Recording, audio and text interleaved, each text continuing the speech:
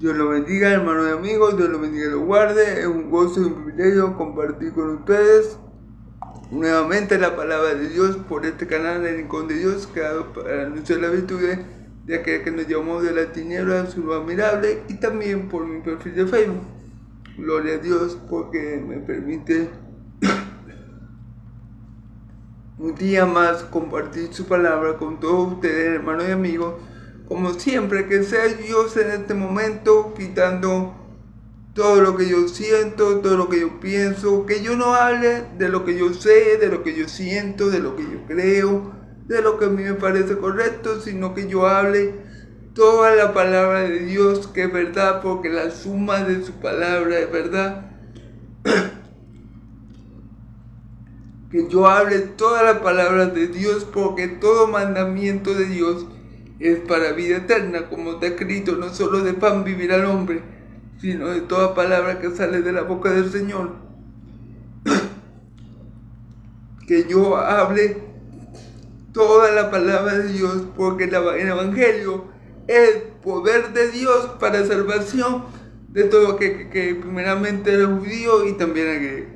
Y esto se lo pido todo a mi Dios de Israel en el nombre poderoso de Jesús, que yo solamente me dedique en esta hora a comunicar el mensaje revelado por Dios, para que Dios, por medio de su palabra, transforme los corazones, haga de más fe al que la tiene, consuele al que no necesita, y de vida eterna a aquel que está muerto en delitos y pecados. Se lo pido todo al Dios de Israel en el nombre de Jesús. Amén y amén.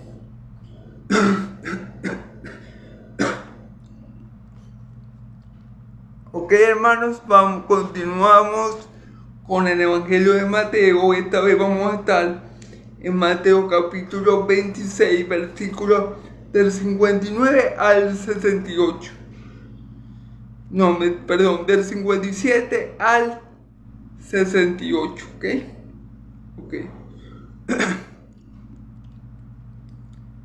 Recordando que ayer vimos el arresto de mi Señor Jesús a manos de los ancianos y de los fariseos y de sus soldados. Vimos como mi Señor Jesús ya sabía que Judas lo había ido a traicionar. Mi Señor Jesús ya sabía que en ese momento iba a venir Judas a consumar su traición con un beso. Mi Señor Jesús ya lo sabía todo. ¿Por qué? ¿Por qué conocía Él estas cosas? Porque Él es Dios por los siglos de los siglos. ¿Por qué? Porque conocía el tiempo de su glorificación, es decir, de su muerte y de su resurrección. Él le dijo a sus apóstoles en esa misma hora: levantaos, porque ya se acerca el que me va a entregar. Y después, dicho esto, llegó Judas Iscariote con el pelotón de los soldados, de los fariseos y de los ancianos, a prender a mi Señor Jesús. Vemos que Él es Dios porque conoce los tiempos y los sucesos, cosas que solamente Dios conoce. El tiempo y las sesiones están bajo la sola potestad de Dios.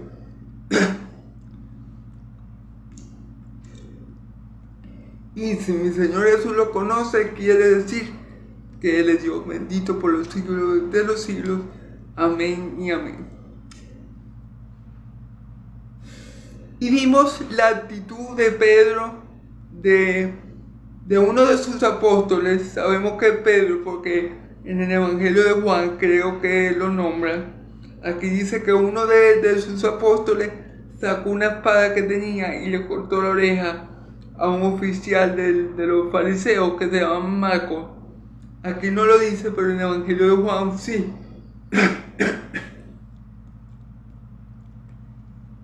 Pedro, me imagino, por el desespero, por la situación, en ese momento él pensó que él tenía que defender a su maestro y le hizo este daño al soldado. Y mi Señor Jesús le dijo: Pedro, guarda esa espada, porque el que vive por la espada morirá.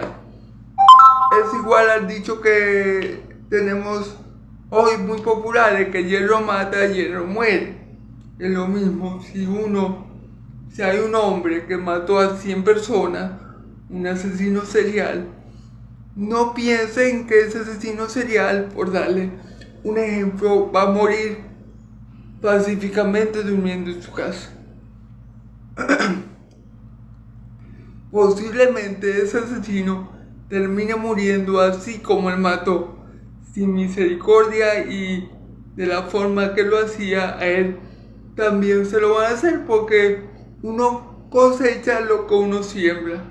Lo que el hombre sembrare, eso segará. ¿Ok?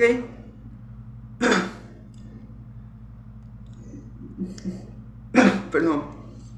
Y vemos, hermanos y amigos, el hecho irrefutable de que si mi Señor Jesús hubiera querido salir del apuro, Él hubiera clamado al Padre y el Padre le hubiera enviado 12 legiones de ángeles, hubiera matado a los perversos que venían a arrestarlo y se hubiera librado de eso. Pero ¿por qué no lo hizo? Por amor al Padre, para cumplir lo que estaba escrito, para no dejar el nombre del Padre mal, porque cielo y tierra pasarán, pero sus palabras no dejarán de cumplirse. Jesús no se resistió al arresto, no se resistió a esa injusticia que estaban cometiendo allí esos hombres malvados, porque sabía que era la voluntad del Padre, porque sabía que a través de estos hombres injustos e impíos, el Padre iba a hacer su voluntad, iba a salvar a muchos, llevándolos a su reino. Porque está escrito, pareció el justo por los injustos para llevarnos a Dios, ciertamente muerto en la carne, pero vivificado en el Espíritu. ¿Ok? Entonces, obviamente mi Señor Jesús no se escapó de allí y no salió de esa situación tan mala por amor al Padre, para que la voluntad del Padre se cumpliera, para que todo lo dicho por los profetas se cumpliera y Dios nos pudiera salvar a ti y a mí de su ira y de la muerte que merecíamos por nuestros pecados. Así que gloria a Dios por el amor del Padre, gloria a Dios por el amor del Hijo y gloria a Dios por el amor de Dios que ha sido derramado en nuestros corazones por el Espíritu Santo que se nos fue dado. Amén. Perdón, hermano. Entonces vamos a estar leyendo en el nombre del Padre, del Hijo y del Espíritu Santo, del versículo 57 al 68. Que Dios me fortalezca para poder predicar su palabra. Amén. Los que prendieron a Jesús le llevaron al sumo sacerdote Caifás, donde estaban reunidos los escribas y los ancianos. Mas Pedro le seguía de lejos hasta el patio del sumo sacerdote, y entrando se sentó con el sumo sacerdote,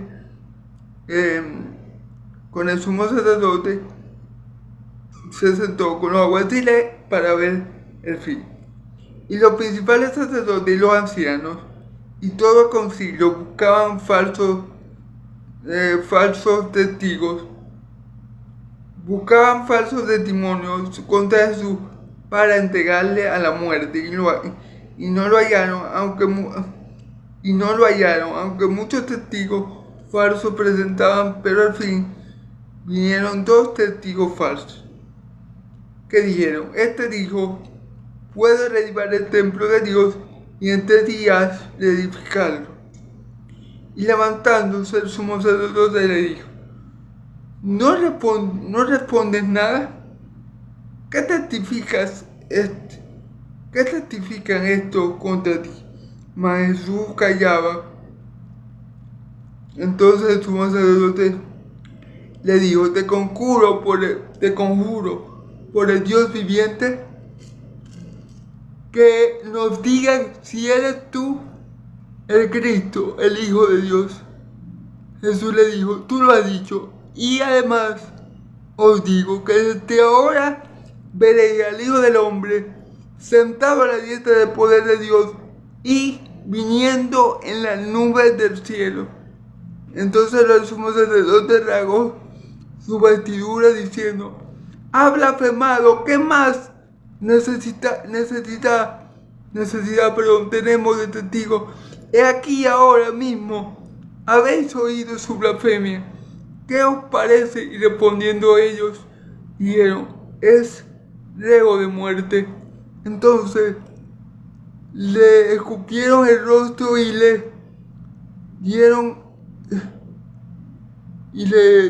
de puñetazos, y otros lo abofeteaban diciendo: profetiza, profetízanos, Cristo, ¿quién es el que te golpeó? Bueno,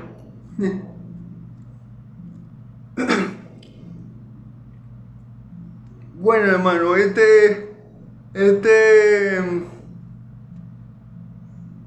prédica fácil te podría llamar las obras de los hijos del diablo. Pero bueno, vamos a llamarla como la llama la escritura, Jesús ante el concilio. ¿Ok?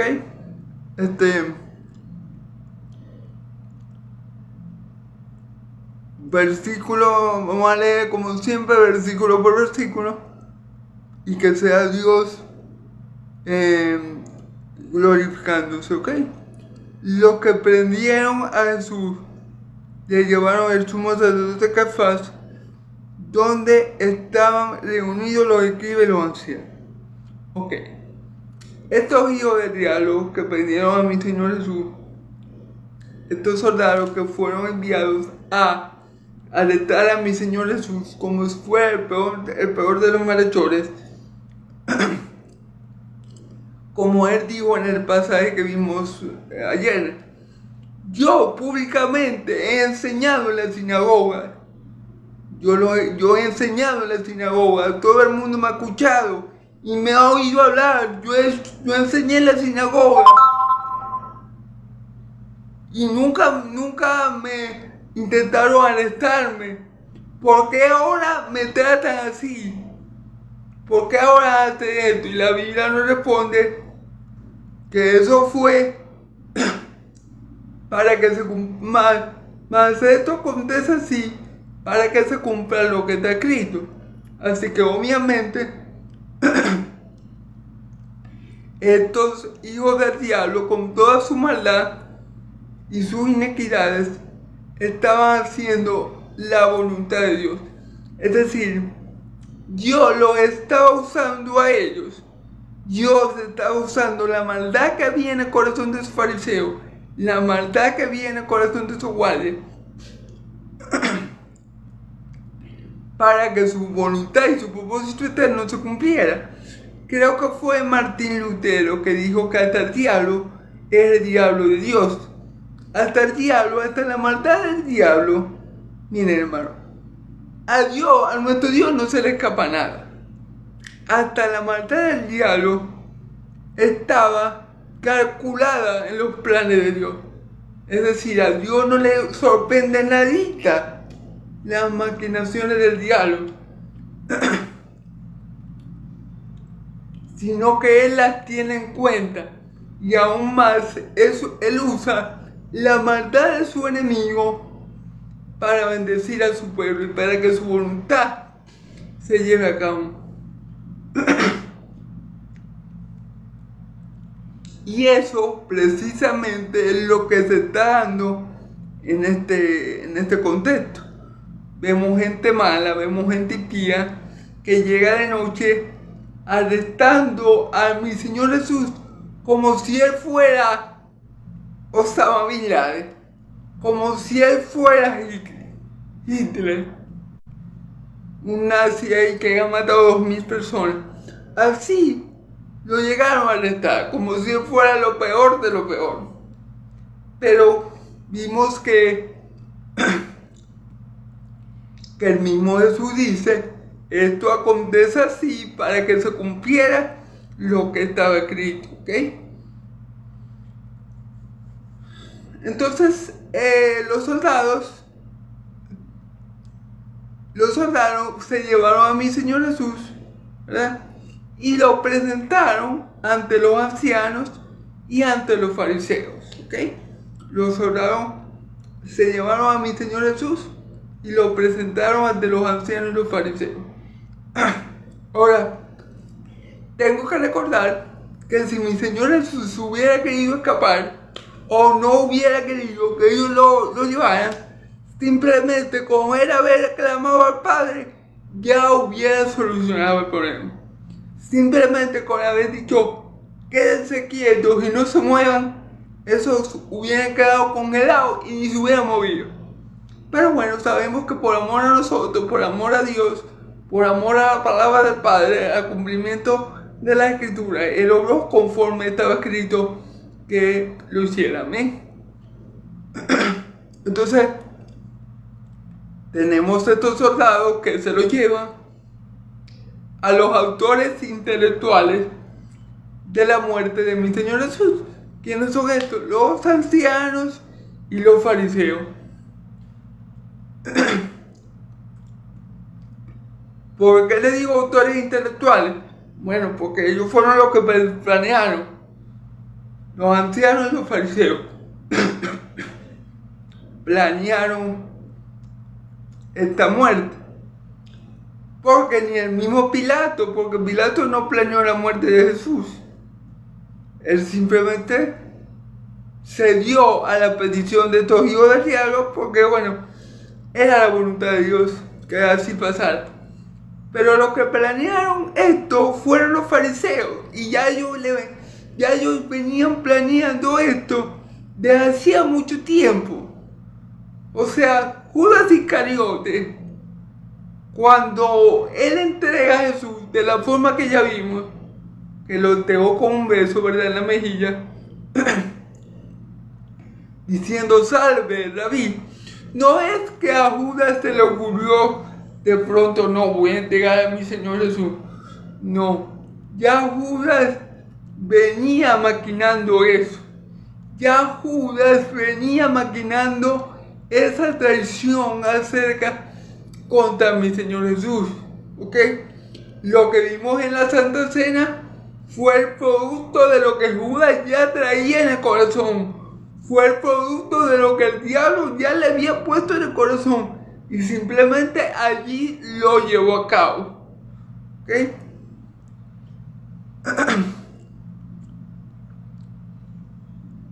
Entonces, se llevaron a mi Señor Jesús ante los fariseos y los ancianos. Versículo 58. Mas Pedro le seguía de lejos hasta el patio del sumo sacerdote y entrando se sentó con los alguaciles para ver el fin.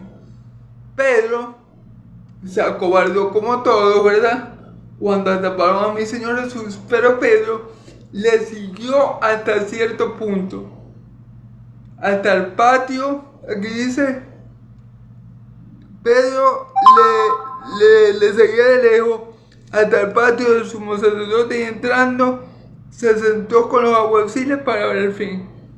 Pedro le siguió y logró entrar a la residencia del sumo sacerdote, a la residencia de Caifás, porque dice la Escritura en el Evangelio de Juan que uno de los 12 apóstoles, tenía conocido entre los ancianos y logró que Pedro pudiera entrar al patio de Caifás. Y allí Pedro esperó para ver cómo iba a terminar todo el asunto, para ver en qué acababa este arresto. ¿Ok? Pedro esperó allí, o Pedro llegó hasta ese punto, hasta el patio de Caifás, del sumo sacerdote, ¿verdad? porque le dieron acceso gracias a un apóstol que los conocía a ellos y le permitieron pasar a Pedro. Y allí se quedó Pedro para ver cómo terminaba todo aquel asunto, ¿verdad? Y los principales sacerdotes y los ancianos y todo el concilio buscaban falso testimonio contra Jesús para entregarle a la muerte. Fíjense bien la maldad. Aquí vemos la maldad de todo hijo del diablo. Y los ancianos y fariseos, ¿verdad? Y todo el concilio buscaban falsos testimonios contra Jesús para entregarle a la muerte. Fíjense bien, ellos buscaban falsos testigos o un falso testimonio para entregar a mi Señor Jesús a la muerte. Miren, hermano, dice la Biblia en Proverbios 6, del 16 al 19, que hay 6 y hasta 7 cosas que Dios aborrece. La lengua embustera, los pies que corren a derramar sangre inocente, los testigos falsos, todas esas cosas Dios las aborrece. Ahorita no me acuerdo las otras 4, son 7. Y de las 7, yo creo que los fariseos, en esta ocasión, con lo que le están haciendo a mi Señor Jesús, ellos están haciendo todas las cosas que Dios aborrece. Si usted quiere aborrecer a Dios, o sea, si usted quiere que Dios lo odie a usted va y busca testigos falsos, como hicieron los fariseos, y Dios lo va a odiar, porque dice la palabra que Dios odia, aborrece al testigo falso, que Dios aborrece a aquella persona que derrama sangre inocente. ¿Y qué estaban tratando de hacer estos hijos del diablo? Derramar la sangre de un hombre inocente, y no de cualquier hombre inocente, del Santo de Israel. Imagínense, no, o sea, la ira de Dios estaba sobre esas personas, hermano. Por eso, recordemos que los fariseos eran sepulcros blanqueados por fuera, pero por dentro estaban podridos con hueso de muerto, hermano. Ellos yedían por dentro, ellos estaban muertos en delito y pecado. Ellos estaban podridos hasta la médula. Y en estas acciones lo vemos, hermano, como dice aquí, como ellos siendo levitas y conociendo esto que yo le estoy diciendo, que Dios odia al testigo falso, que Dios odia a la lengua mentirosa, que Dios odia o aborrece a aquel que derrama sangre inocente. Yo sé eso, hermano. Gloria a Dios, lo sé. Ellos también lo sabían. Ellos también lo sabían, hermano. Ellos no eran ningunos analfabetas espirituales. Ellos conocían la palabra.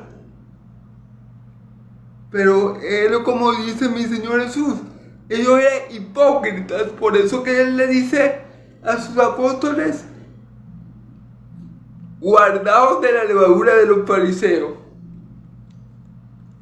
¿Cuál era la levadura de los fariseos? Hipocresía. Porque no quisieron entrar a Herodes para no contaminarse, porque ya venía el Shabbat. Dice en el Evangelio de Juan. Pero no le importó nada matar a mi Señor Jesús. No le importó nada entregar a mi Señor Jesús, inocente de toda culpa, en manos de pecadores, para que lo crucificaran. Entonces, aunque esto que está aconteciendo es todo voluntad de Dios, ellos van a pagar por la muerte de mi Señor Jesús. ¿Por qué? Porque ellos actuaron conforme a lo que había en el corazón de ellos. No fue que Dios les puso en el corazón: maten a Jesús, crucifiquen. No. Eso estaba en el corazón de ellos porque ellos eran malos. Dios no le puso en el corazón a ellos: busquen testigos falsos, como está pasando. No. Porque si hay un principio bíblico, es que Dios no se contradice a sí mismo. Si Dios dice que Él odia al testigo falso, Él lo odia desde la eternidad hasta la eternidad. ¿Por qué? Porque Dios no cambia de parecer. Porque Dios no se arrepiente en sus decisiones. Porque Dios no es como yo, que a mí hoy me puede caer mal alguien y pasado me puede caer bien. No. Si a Dios le cae mal a alguien, le cae mal para siempre. Y si Dios dice que algo está mal hecho, ese algo siempre va a estar mal hecho ante los ojos de Dios, porque Dios no varía, en Él no hay sombra de variación. Entonces, lo que ellos estaban haciendo ahorita de buscar testigos falsos para acusar injustamente a mi Señor Jesús es algo que Dios, el Dios de ellos, bueno, el que ellos decían que era el Dios de ellos, porque el Dios de ellos y el padre de ellos era el diablo. Pero, porque si ellos tuvieran por padre a Dios, sabrían que esta conducta que ellos están haciendo, Dios las aborrece y las repudia. Pero bueno, sabemos que todo fue para que se cumpliera lo que estaba escrito. Amén.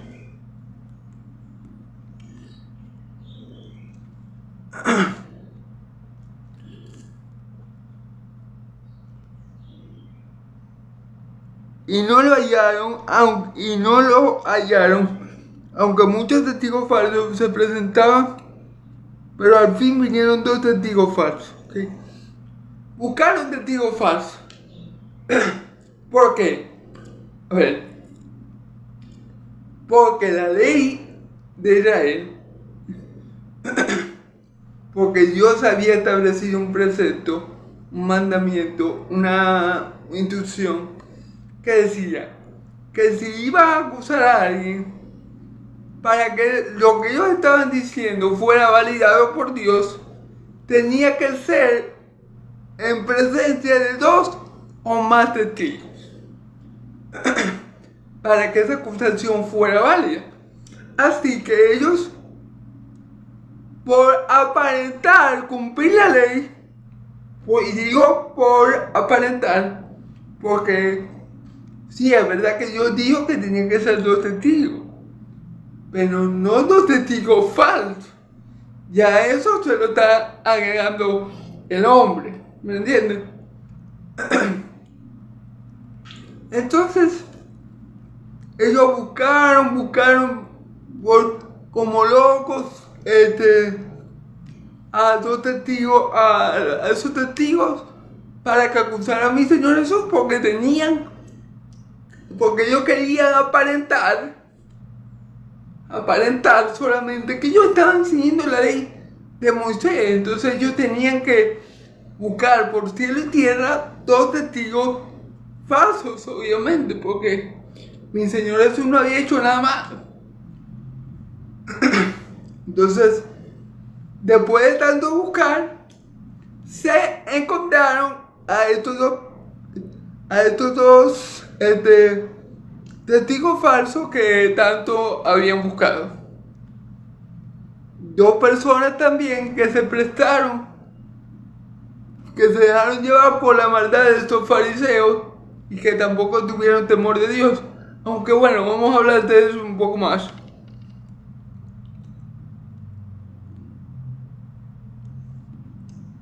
Fíjense bien. Y dice, no lo hallaron, aunque muchos testigos falsos se presentaban. Pero al fin vinieron 2 testigos falsos. Es decir, muchos testigos falsos como que se presentaron, pero ninguno pudo decir algo que pusiera en peligro a mi Señor Jesús, ya que Él no había hecho nada. Y fíjense bien, hermano y amigo. Después dice,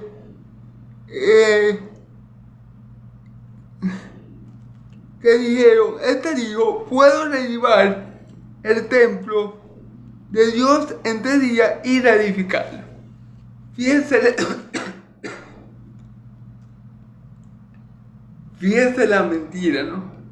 Que Jesús había dicho que Él podía derribar el templo, el segundo templo, y levantarlo, y en 3 días levantarlo. Bueno, eso es mentira, primeramente, porque mi Señor Jesús no necesita 3 días. Mi Señor Jesús puede derribar un templo de piedra en 1 segundo y levantarlo en menos de 1 segundo. Es decir, perdón, lo que ellos estaban diciendo era mentira. Mi Señor Jesús no hubiera necesitado 3 días para levantar un templo de piedra. Y segundo, ellos se están refiriendo a lo que dijo mi Señor Jesús cuando dijo, si destruyen este templo, en 3 días lo volveré a levantar. Pero la Biblia nos enseña, el Espíritu Santo nos deja ver claramente que Jesús se refería a su cuerpo, porque su cuerpo era el templo del Espíritu Santo. Miren, hermano, el pueblo de Israel es un pueblo muy bendecido. ¿Por qué pues? ¿Por qué les digo esto? Porque el pueblo de Israel fue el primer pueblo que tuvo comunión con Dios. Y fue el primer pueblo que tuvo la presencia especial de Dios en medio de ellos, en el tabernáculo primeramente, y después en el primer templo, ¿ok? Pero, en honor a la verdad, la Escritura nos enseña que Dios no habita en templos hechos por el hombre. Es decir, por más grandes y hermosas que puede llegar a ser una edificación humana, Dios no puede ser contenido por un templo hecho por manos de hombre. Miren, hermano, tenemos un Dios que dice de sí mismo que el cielo es su trono y la tierra es el estrado de sus pies. Tenemos un Dios que dice de sí mismo que de su gloria está llena la tierra. Entonces, la inmensidad, la grandeza de nuestro Dios no puede ser contenida por un templo humano. ¿Dónde quiere habitar Dios? En nosotros. Nosotros somos templo de Dios. Dice la palabra en Corintios. ¿Acaso no sabéis que soy templo del Espíritu Santo, el cual Dios le ha dado y no soy vuestro? Nosotros somos ese templo vivo, que Dios quiere habitar. Cristo era ese templo que iba a ser destruido y que en 3 días se iba a levantar. Porque si se fijan en lo que dijo mi Señor Jesús, Él dijo, si destruí este templo, en 3 días lo volveré a levantar. ¿A quién se lo dijo? A los fariseos, a los israelitas. Si destruí este templo en 3 días, lo volveré a levantar. ¿Y qué pasó? Lo destruyeron, lo mataron en una cruz. Pero pasó también lo otro que él dijo. En 3 días, Dios lo levantó de los muertos con poder y gloria. Y le damos gloria a Dios por eso. Aleluya. Gloria a Dios por la resurrección de mi Señor Jesús al 3er día.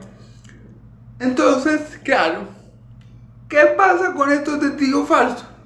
Bueno, los que pasaban con los fariseos. Mira, hermano, Las palabras de mi Señor Jesús son palabras espirituales. Yo no puedo leer la Biblia. Yo no puedo leer la Biblia como si yo leyera cualquier libro. Es decir, yo no puedo leer la Biblia, le voy a dar un ejemplo, como si yo leyera una novela. No puedo. No puedo leer la Biblia como si fuera una novela. Yo no puedo leer la Biblia como si fuera un libro de geografía. Yo no puedo porque la Biblia es un libro espiritual. Dice mi Señor Jesús, mis palabras son espíritu y son verdad. Por ende, al igual que estos dos, que los fariseos, estos dos testigos no entendieron las palabras de mi Señor Jesús. ¿Y por qué no la entendieron? Porque no eran espirituales.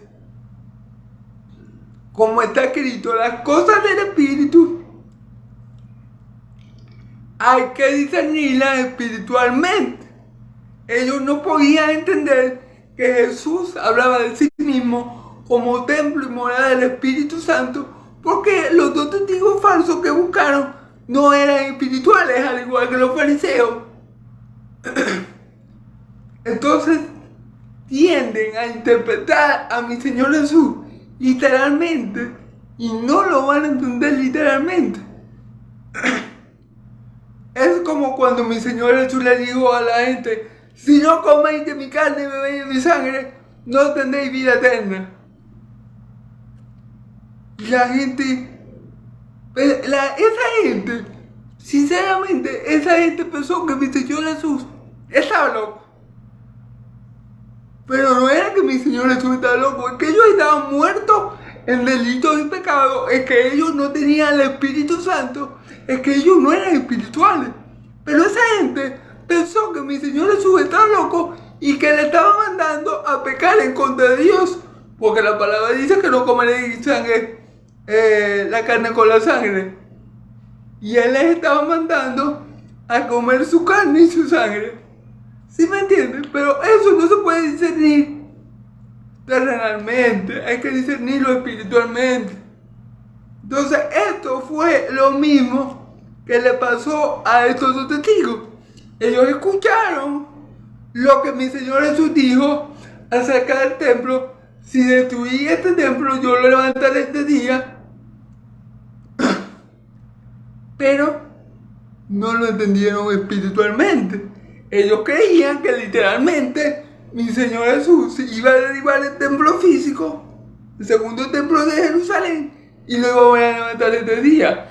Bueno, como les digo ahorita, como le dije hace un momento, si mi Señor Jesús hubiera querido destruir el templo, no se hubiera tardado este día en levantarlo.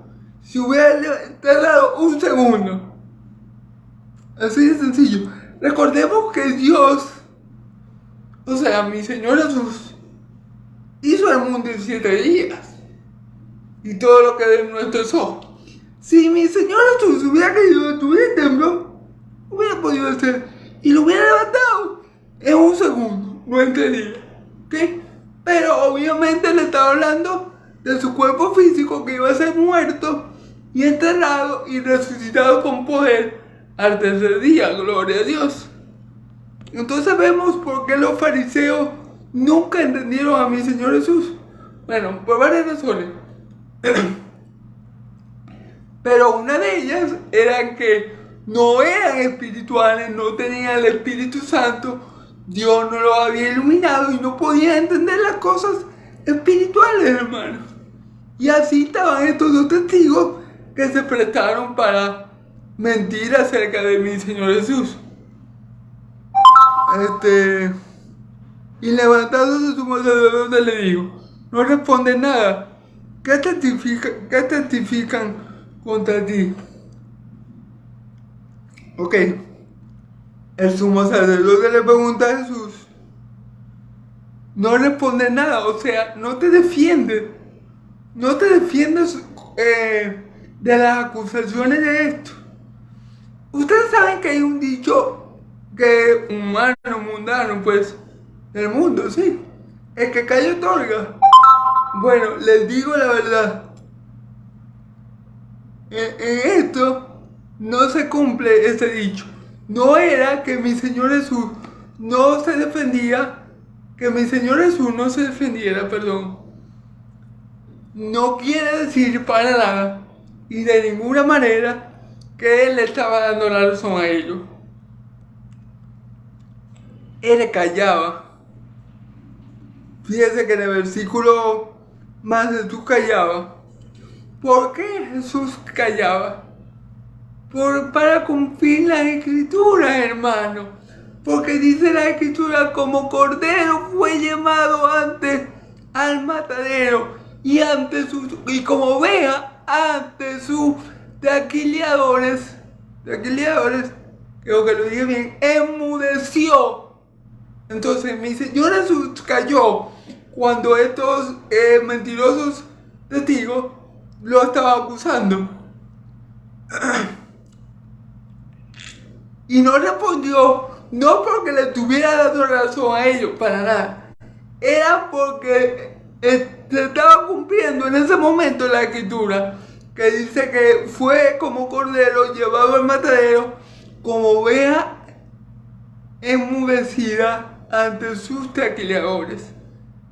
Amén, hermano. Jesús estaba cumpliendo lo que Dios había dicho por medio de los profetas de él. Jesús estaba cumpliendo toda la voluntad del Padre. Miren, si Jesús hubiera abierto la boca, si mi Señor Jesús hubiera abierto la boca, se salva. Déjalo por seguro que si mi Señor Jesús hubiera querido con solamente abrir la boca, Él se salva. Porque contra la sabiduría de Él no podían hacer nada. Contra su sabiduría ellos estaban indefensos. Pero ¿qué pasó? Para que se cumpliera la escritura y que para que se cumpliera el plan que Dios había dado desde antes de la fundación del mundo y para que muchos fuéramos salvos de nuestros pecados y de la ira venidera de Dios, Él enmudeció como una oveja ante su taquilador. Él enmudeció, Él decidió para hacer la voluntad de Dios, nuevamente por amor a Dios, por amor a su pueblo, callarse y no decir nada, para hacer la voluntad del Padre. Amén.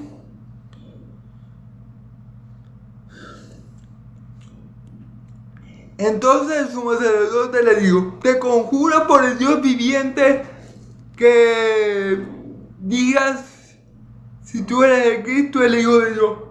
Fíjense bien, el sumo sacerdote, viendo que Jesús ni siquiera se defendía de estas acusaciones falsas que le estaban haciendo,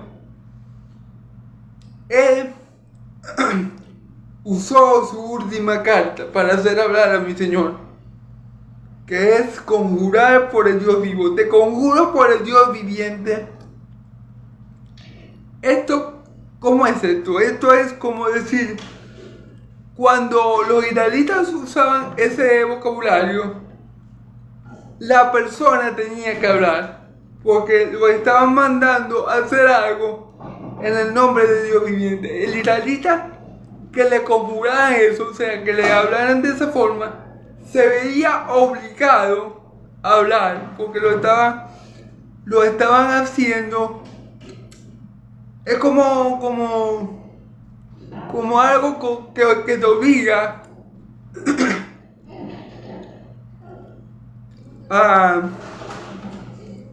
es como algo que te obliga a hablar, pues.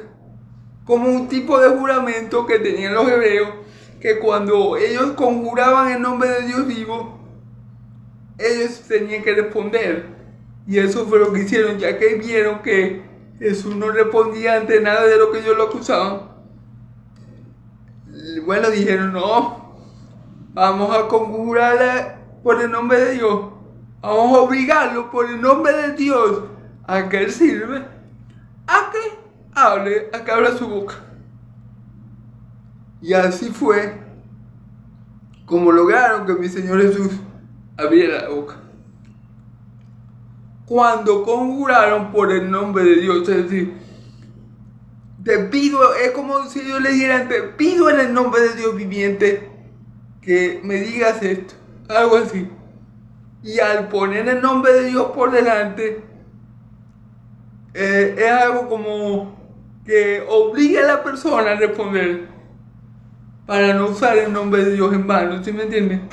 Entonces, muy importante este hecho. Y vemos que cuando lo conjuran por el nombre de Dios, cuando le dice, te digo por el nombre de Dios, del Dios viviente de Israel, que me digas si tú eres el Cristo, el Hijo de Dios viviente, el Hijo de Dios. Vemos que ahí mi Señor Jesús sí abre la boca, ¿ok? Ahí mi Señor Jesús sí tuvo que hablar. Él no se podía negar a esa petición porque habían puesto por delante el nombre de Dios al cual Él ama y sirve y al cual Él honra.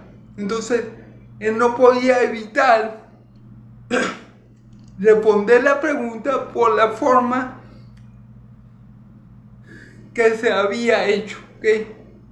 Una forma que obliga a la otra. Es como que a mí me diga, Irvani, te pido por Dios que me digas la verdad. Vos hiciste esto o aquello. Ahí me ponen a mí, por decirlo así, contra la espada y la pared. Ahí me obligan a mí, por decirlo de otra forma, a hablar. Lo mismo pasó aquí con mi Señor Jesús. Ahí sí que mi Señor Jesús dijo, bueno, ya que me lo pidieron en el nombre de mi Padre, al cual yo amo, respeto y honro en todas las cosas, le voy a responder. Fíjense la respuesta que le dio. Versículo 64, Jesús le dijo, tú lo has dicho, y además os digo que desde ahora veréis al Hijo del Hombre sentado a la diestra de Dios y viniendo en las nubes del cielo. Gloria a Dios. Jesús le dijo, bueno, me estamos jurando en nombre del Padre. Ahora sí le voy a responder. Tú lo has dicho. Eso que tú acabas de decir, eso que tú dijiste, es la pura verdad, tú lo has dicho. Y les digo otra cosa, le digo otra cosa y añado algo. Desde ahora me verán a la diestra de Dios Padre, desde ahora verán al Hijo del Hombre a la diestra de Dios Padre venir en las nubes del cielo. Gloria a Dios, que viene en las nubes del cielo. ¿Y de qué está hablando Jesús? De su glorificación. Recordemos que mi Señor Jesús siempre veía su crucifixión como su glorificación. Es decir, Él no separaba estos dos eventos. Para Él morir, para Él la muerte terrenal, iba a ser lo que le iba a llevar a la gloria. Entonces, Él nunca separó estos dos eventos. Y Él está hablando, obviamente, después de que resucite, Él se iba a sentar a la diestra de Dios Padre en las alturas, en los lugares de privilegio, en las regiones celestiales. Y vemos que eso es cierto cuando matan a Esteban, el primer mártir de la iglesia. Por cierto, lo matan como siempre los hijos del diablo, los fariseos. Y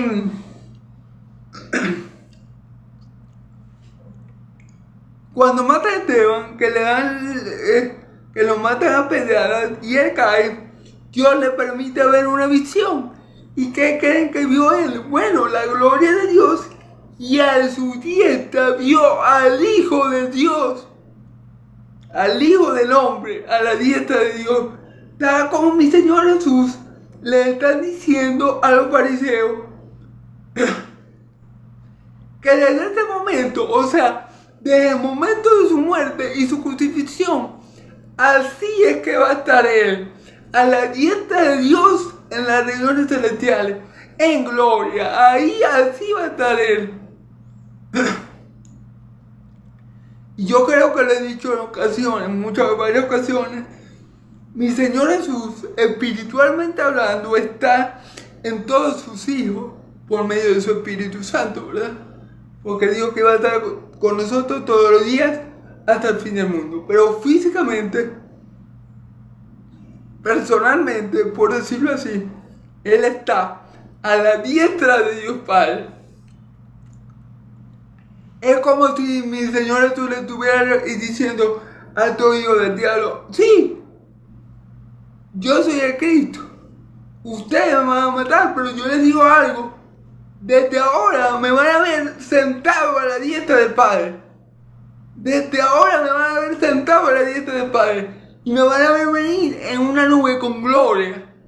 Y ahí le está hablando de su segunda venida.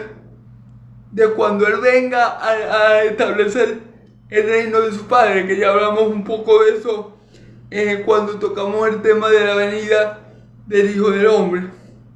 Entonces mi Señor Jesús dice: bueno, ya que me están obligando a decir la verdad o a hablar, porque mi Señor Jesús siempre decía la verdad, bueno, yo no voy a decir la verdad como siempre lo he hecho. Ustedes lo han dicho, yo soy el Cristo, el Hijo de Dios. Y le voy a decir algo más. Por si acaso no es suficiente lo que le estoy diciendo. Desde ahora me van a ver al Hijo del Hombre.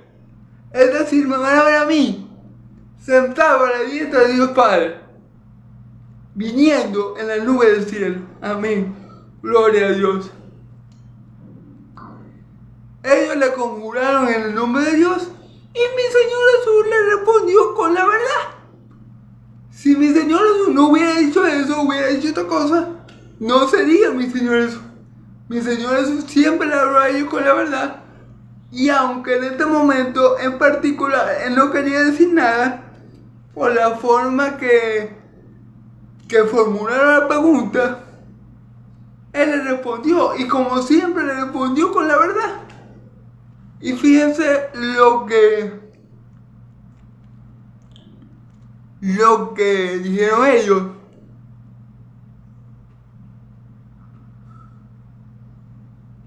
Fíjense lo que dijeron ellos. Entonces el sumo sacerdote se arrancó su vestidura, diciendo: ha blasfemado, ¿qué más necesidad tenemos de testigo? Y aquí, ahora mismo, habéis oído la blasfemia. Fíjense bien, se arrancó la vestidura en señal de vergüenza, de agravio. Ellos se tendían a hacer eso. Halagarse la vestidura cuando ellos se sentían avergonzados, cuando estaban de luto o cuando estaban muy furiosos. Se rasgaba la vestidura el sacerdote. A mí a veces cuando veo la película me da risa, cuando veo que Caifás se rasga la vestidura. Porque ellos dijeron: ¿qué más necesitamos testigos? Ya lo acabamos de oír y ha blasfemado. Claro, hermano, porque al mi Señor Jesús decir que es Hijo de Dios, se hace semejante a Dios. Y es la verdad, Él es el Hijo de Dios. Él es semejante al Padre. Yo, Él y el Padre, uno somos. Todo lo que hace el Padre, el Hijo lo puede imitar perfectamente, porque Él es Dios. Pero esto que yo le acabo de decir no le entra en la mente a un hebreo de aquella época. ¿Por qué? Porque en aquella época, antes que llegara mi Señor Jesús a la tierra, nadie sería llamado a sí mismo Hijo de Dios. Ningún israelita, ni los siervos más fieles de Dios habían llamado a sí mismo Hijo de Dios. Entonces para ellos, el que mi Señor Jesús se llamara Hijo de Dios era una blasfemia. Pero en realidad sabemos que mi Señor Jesús le contestó con toda la verdad, como siempre lo ha hecho. Él no le dijo nada que fuera mentira. Y es más, Él demostró que era hijo de Dios. Porque si mi Señor Jesús no hubiera sido hijo de Dios, ¿cómo levantó a Lázaro de los muertos? Si mi Señor Jesús no hubiera sido hijo de Dios, ¿cómo levantó a Talita Cumi de los muertos? Nadie puede hacer esas cosas si Dios no está con él. Si mi Señor Jesús hubiera sido un blasfemo como ellos pensaban, bueno, Jesús no hubiera hecho todos los milagros que hizo. Pero obviamente lo hacía porque el Padre estaba con él. Las obras que yo hago no las hago yo, sino que el Padre que está en mí hace sus obras. Amén. Entonces, claro, para ellos esto fue escandaloso. Porque recordemos, hermanos, que ellos no oían a mi Señor Jesús porque ellos no eran de Dios. Ellos eran de su padre el diablo. A mi Señor Jesús, como Él le venía diciendo la verdad de Dios, ellos lo odiaban. Como mi Señor Jesús venía diciendo de parte de Dios lo que Dios pensaba de ellos, que era un sepulcro blanqueado por fuera, pero por dentro estaban podridos y llenos de huesos muertos. Ellos odiaban a mi Señor Jesús. Odiaban con todo su ser, porque no eran de Dios. Mi Señor Jesús le dice a ellos: si ustedes fueran de mi Padre, si ustedes fueran hijos de Dios, ustedes me amarían, porque yo salí de Dios. Y yo siempre pongo este ejemplo. Si yo tengo un hijo, y ustedes me dicen: hermano, yo lo amo a usted, como hermano en Cristo, ustedes tienen que amar a mi hijo, porque mi hijo salió de mí, porque mi hijo salió de mí. Entonces, si yo amo a una persona, por ende tengo que amar a aquel que la envía. Pero ellos no lo conocían al Señor Jesús. Y mi Señor Jesús le decía: a mí no me conocen, y como no me conocen a mí, tampoco conocen al Padre. Ese era el problema, que ellos no sabían ante quién estaban. Si ellos hubieran creído y hubieran sabido a quién ellos estaban haciendo las cosas, no lo hubieran hecho. Por eso mi Señor Jesús clama en la cruz: Padre, perdónalos, porque no saben lo que hacen. Y no sabían. Ellos estaban haciendo algo tan malo, tan extremadamente malo, que ellos ni siquiera sabían. Por eso nuestro Dios dice: mi pueblo perece por falta de conocimiento. Ellos no sabían ante quién ellos estaban. Ellos pensaban en su cabeza finita que estaban ante un falso profeta, ante un blasfemo, ante un hijo del diablo, como ellos lo llamaron, ¿verdad? Pero no era así, hermano. Ellos estaban ante nadie más, sin nada menos que el Santo de Israel. Ellos estaban ante Emmanuel, que es Dios con nosotros. Ellos estaban ante el Hijo de Dios, ante Cristo. Pero ellos prefirieron creer la mentira del diablo. Ellos eran hijos de su padre el diablo. ¿Por qué? Porque ¿qué hace el diablo desde el principio? Matar y decir mentiras. El diablo es asesino desde el principio y padre de mentiras. Y ellos prefirieron creer las mentiras del diablo acerca de mi Señor Jesús que es la verdad que Él estaba diciendo. Él estaba diciendo: sí, ustedes lo han dicho, yo soy el Cristo, el Hijo de Dios.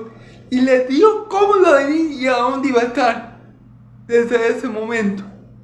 Entonces ellos prefirieron creer la mentira de su padre el diablo. Ya está. Y por eso ellos van a recibir su paga. Por eso ellos van a recibir su paga, hermano. Porque yo soy justo. Amén.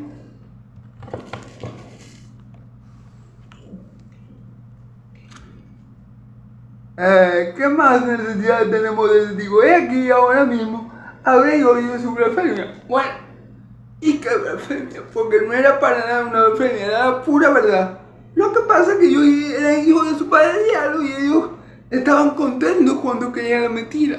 Mi Señor Jesús le dice: yo que no vengo hablando de mí mismo, que no busco mi gloria, a mí no me creéis, pero viene otro buscando su propia gloria y a ese le creéis. Y ese ha sido el problema del pueblo de Israel. Y ese es el problema del incrédulo, de que no cree en Dios, que no cree en la palabra de Dios escrita, inspirada. Pero viene otro que se hace llamar pastor o apóstol hablando cosas que no tienen nada que ver con la palabra de Dios, y a ese sí le creen y le prestan oído. Ese es el problema que siempre ha tenido el ser humano en general.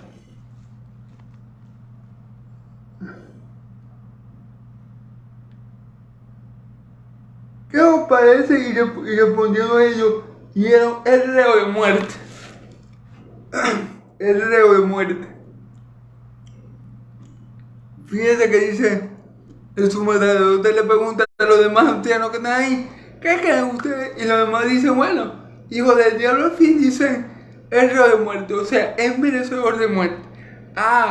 Pero eso pasa, hermano, para que se cumpla lo que Caifás dijo. ¿Se acuerdan que Caifás, inspirado por el Espíritu, dijo que es mejor que un hombre muera por el pueblo que todo Israel muera, que todo Israel perezca? Y recordemos que las escrituras decían que eso lo dijo Caifás porque era sumo sacerdote en esa hora, en ese tiempo, pues, y el Espíritu Santo lo inspiró a decir eso. O sea, lo que se está cumpliendo aquí es lo que decía en la escritura que se iban a cumplir, y lo que el mismo Caifás profetizó, que era necesario o era preferible que un hombre muriera en vez de toda la nación, parafraseando un poco el texto. ¿Ok? Entonces, bueno, gloria a Dios porque se cumplió la palabra, hermano. No se cumplió la voluntad de Caifás, no se está cumpliendo la voluntad de Pilato, no se está cumpliendo la maldad de los corazones de ellos, se está cumpliendo la voluntad de Dios.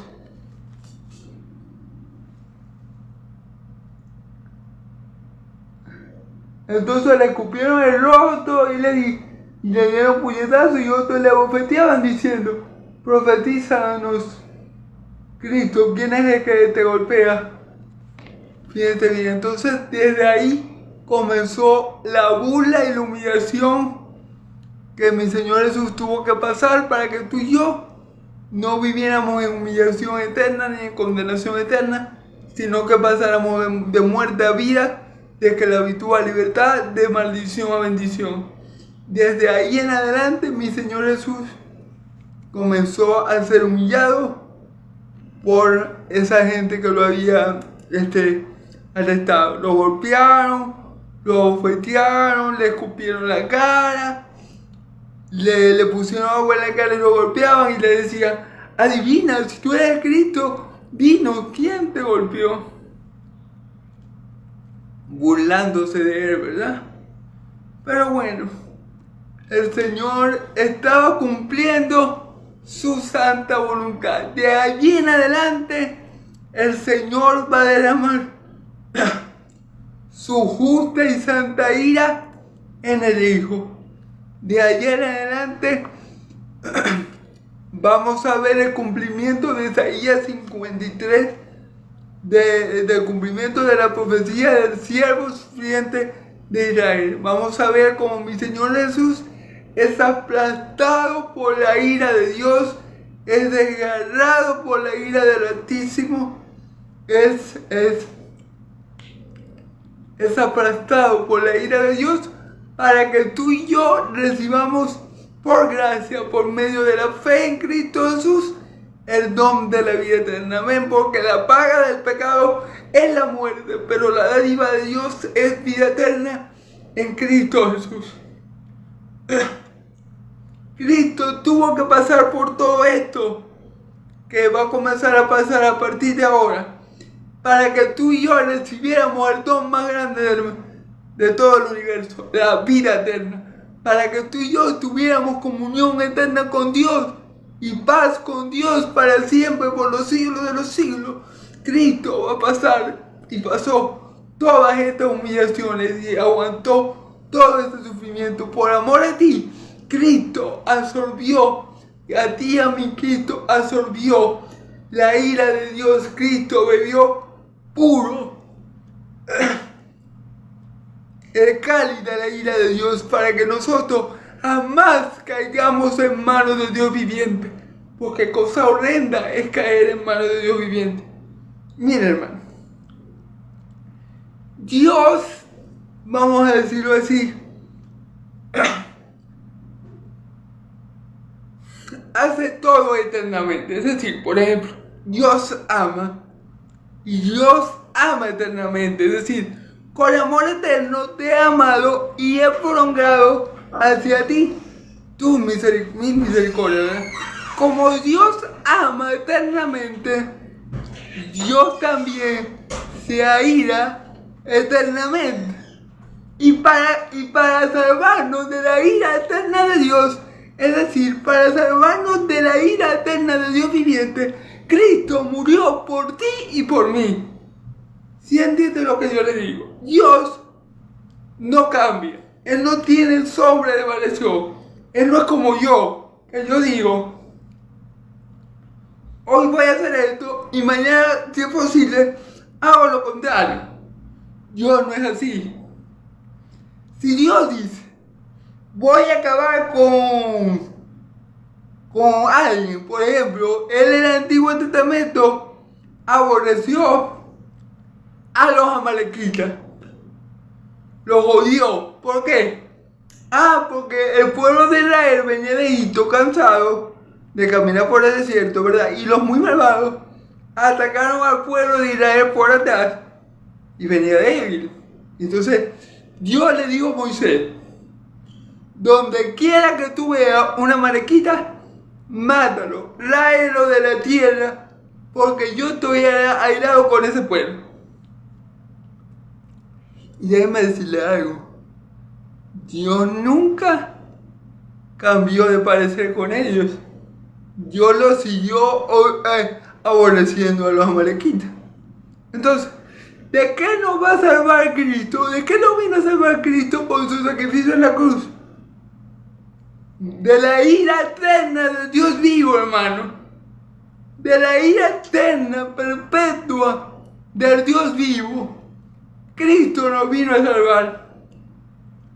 Como yo les dije en anteriores videos, Cristo es esa arca que ahorita está disponible para que todos entremos en ella y nos salvemos de la ira de Dios viviente, hermanos.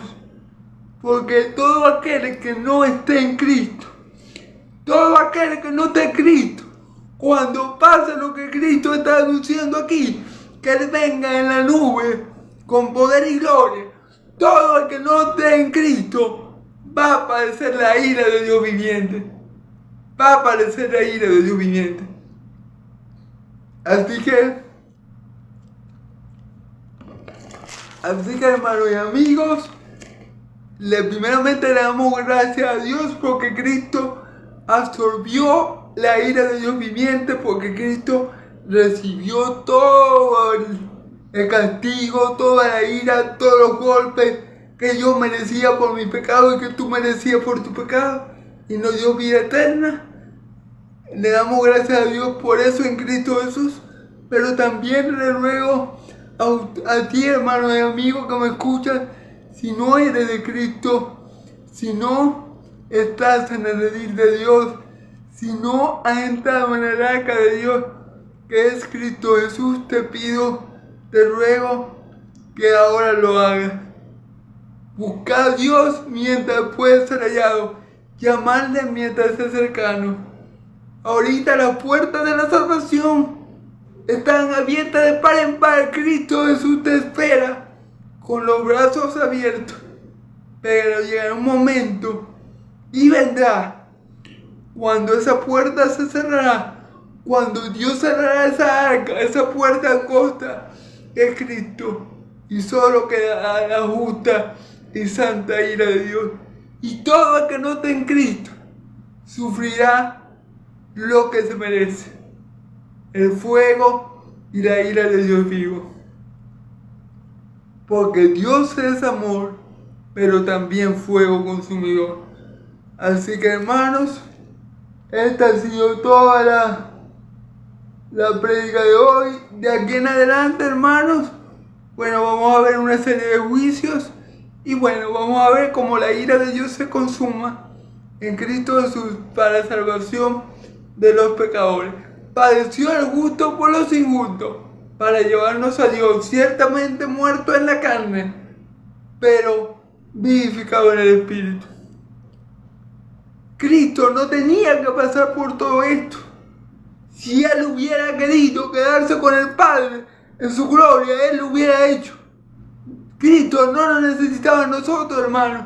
Nosotros nos necesitamos a Él. Cristo, aunque no nos hubiera venido a salvar, Cristo seguiría siendo Señor de señores y Rey de reyes. Amén. Pero Él vino y pasó estas humillaciones y muchas más que vamos a ver, si Dios quiere y nos lo permite, por amor a ti, por amor a ti y a mí. Así que te pido por ese amor que no dejes pasar la oportunidad de rendirte a Cristo, de pedir perdón a Dios en nombre de Cristo por tus pecados, para que por pura gracia y por pura fe recibas el don de la vida eterna que es en Cristo Jesús. Amén. Bueno, hermanos, estamos despedidos. ¿Qué más le podía decir? Bueno, Cristo aguantó todo esto por amor a ti, por amor a mí, así que no perdamos el tiempo y clamemos y volvámonos a Dios en Cristo Jesús y recibiremos el don de la vida eterna. Amigos, como siempre les digo, Dios los bendiga y los guarde, Dios haga resplandecer el rostro sobre ustedes, Dios alce su rostro sobre ustedes y le dé paz. Que el Dios de Israel, que la paz del Dios de Israel y la gracia de mi Señor Jesús esté sobre todo su pueblo santo. Amén y amén. Gloria a Dios.